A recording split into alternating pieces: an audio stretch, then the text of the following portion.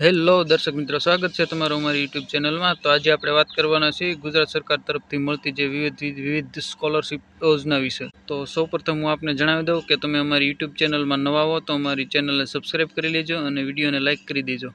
અને વિડીયોમાં આપણે સ્કોલરશિપ વિશે વાત કરવાના છીએ, તો વિડીયોને જરા પણ સ્કીપ કરતા નહીં, વિડીયોને છેલ્લે સુધી જોજો।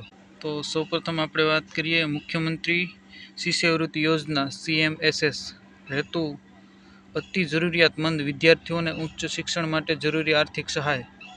જે તમારે કોલેજની ટ્યુશન ફી હોય 10,000 થી 5 લાખ સુધી સરકાર તરફથી સ્કોલરશિપ આપવામાં આવે છે, જે વાર્ષિક ધોરણે।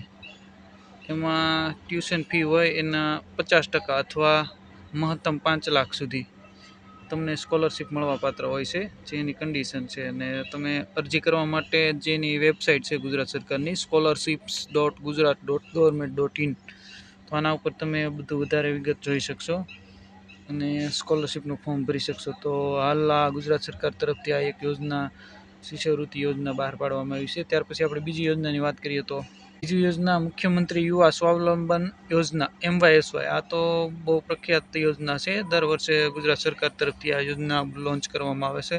તેમાં પણ આ જ રીતનું છે, તેજસ્વી અને જરૂરિયાતમંદ વિદ્યાર્થીઓને ઉચ્ચ શિક્ષણ માટે જરૂરી આર્થિક સહાય કરવામાં આવે છે ગુજરાત સરકાર તરફથી। સહાયનું ધોરણ એવું છે કે 10,000 થી 2 લાખ સુધીની આ યોજનામાં સ્કોલરશિપ મળવાપાત્ર છે। જે તમારે કોલેજની ફી હોય એના 50% અથવા 2 લાખ, બેમાંથી જે ઓછું હોય તે તમને મળવાપાત્ર છે।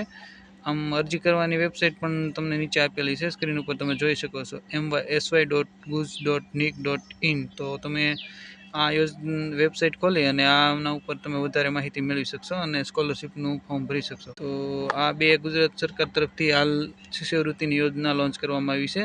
અમને કમેન્ટ કરીને જણાવજો કે આ વિડીયો તમને કેવો લાગ્યો। ફરી આજે એક નવા ટોપિક અને નવા વિડીયો સાથે મળશું આપણે, ત્યાં સુધી અમને રજા આપજો। જય હિન્દ, જય ભારત।